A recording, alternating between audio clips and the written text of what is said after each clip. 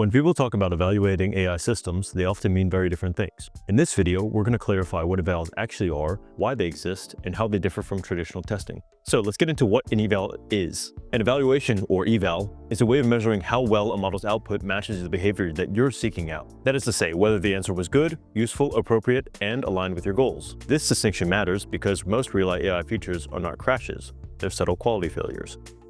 The output is technically valid but wrong in the context. It's misleading, it's off-tone, it's incomplete, or it's unsafe. Evals exist to make those features visible and more measurable over time. As we mentioned earlier, language models cannot reliably judge their own outputs. They don't have the same context that you have, and they also tend to agree with themselves even when they are wrong. This is why evaluation has to be externalized. You define the standard and decide what quality looks like with annotations, and then you measure the model against the standard, and that's what we do with evaluations. Research has shown that AI evaluators, including LLMs acting as judges, can drift or misalign without human grounding. This is why evals are not just a technical tool, but a product discipline.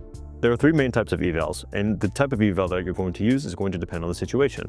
The first is human-in-the-loop evaluations. You've actually already seen this before with annotations. This is a manual review. A person looks at the output and decides whether it meets expectations. They work particularly well for subjective criteria like tone, usefulness, and creativity. The downside is cost and scale. Humans are slow, inconsistent, and expensive, but they remain the source of truth. Human evals are often used to define standards or calibrate other methods. As you know, we've previously used a human-in-the-loop evaluation for annotating our logs, but we can actually have more than one on a prompt. For example, we could have a human-in-the-loop evaluation for our annotations and another with product feedback from our users that we could actually connect directly to our product. The second type of evaluation is a programmatic rule evaluation. Here, the output is programmatically checked for a condition which you provide. This works well for tasks like extraction and classification, where correctness can be defined programmatically. An example of this is that we need to check if a feature is outputting a valid date-time format for the European market. We could create a programmatic evaluation with regular expression to validate this output. These types of evaluations are limited by their rigidity and are best used in situations where what you expect the output to be is programmatically describable.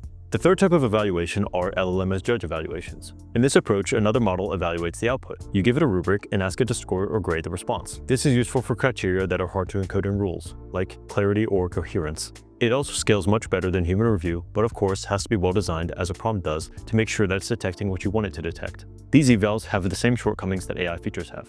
The risk is that the judge model has its own biases and failure modes. Without validation, you're effectively trusting one model to rate another. This is why LLM-based evaluations still need human oversight and periodic checking. Now let's see when you can use each type of evaluation. In practice, teams rarely rely on just one kind of evaluation. Each type solves a different type of problem. The key is knowing what you're trying to measure. So we're going to use human-in-the-loop evaluations generally when you're early on and still defining what good means, and the criteria are more subjective or based on the context. For example, we would use a human-in-the-loop evaluation for the following cases: rating whether a customer support reply sounds empathetic, deciding if an answer is actually helpful, not just correct, and checking if a response follows internal policy in spirit, not just wording. This is why annotation comes first. Humans establish the standard before anything gets automated. We use programmatic rule evaluations when there's a clearly defined correct answer, when consistency and regression detection matter, and when you want fast deterministic checks. Examples of these are extracting an order ID or email address from a text, and making sure a response includes all required fields in the JSON output. Finally, LLM-as-Judge evaluations are used when we need to scale subjective evaluation, when the criteria are hard to encode as rules, and when human review would be too slow or too expensive. Examples of this are scoring whether a response is clear and well-structured,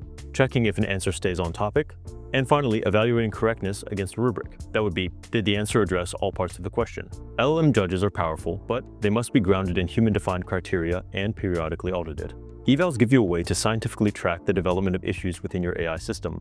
This is why evals are not just tests, they are the foundation for reliable AI systems.